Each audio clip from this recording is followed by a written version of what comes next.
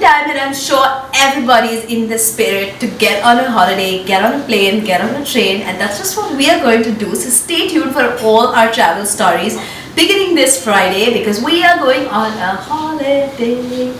Okay, more importantly, as Indian moms, we just tend to pack so much. Like food is like the biggest thing in our lives, and we tend to overpack and just I think we just assume that we're not going to get food and we're actually going to a place where food is running in short supply, but that's really not the reality. So let's get straight into understanding what I'm going to pack and some of the tips that I have over the period of years found really helpful.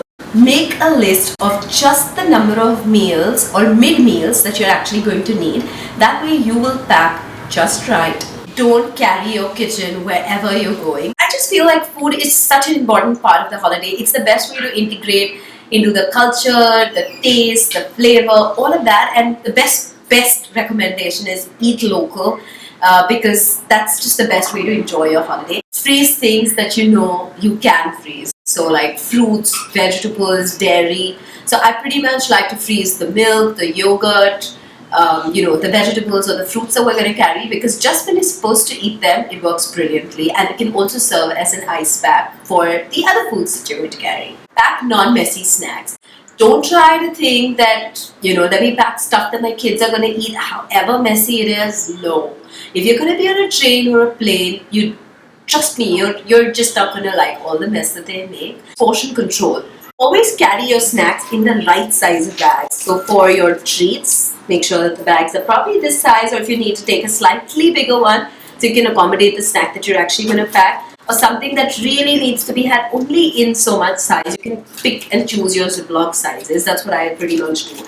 And if you have 2 kids, then you want to make sure you carry 2 of these so there are no fights because on a holiday, you don't want to lose your sanity. Make sure that you carry just the right size when you're carrying milk, yogurt, cheese, all of that because then it's about use and chuck. And as Indian moms, otherwise you're always in the situation of how do I store the leftover milk if you're carrying like a largish bag. Don't forget to carry sanitizing wipes because there are enough germs on the plane or a train or a car ride that you're actually going for and kids will make a mess. So be ready for it. Travel snacks serve 3 purposes, right? So it's either nourishment, it is tantrum dealing, and of course, substituting snacks or meals that the kids actually might miss, or when you're on the go and you can't find something very easily, or food is not easily accessible, right? So those are the 3 purposes that it serves.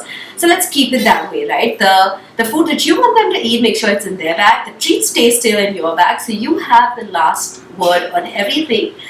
So that's how I essentially prefer packing. Don't forget mommy and daddy. I think this tip is like my favorite because I always say that happy parents, happy moms and happy dads are always happier parents. You also need the portion control and you also need the portion sizes. So make sure you pack for yourself too.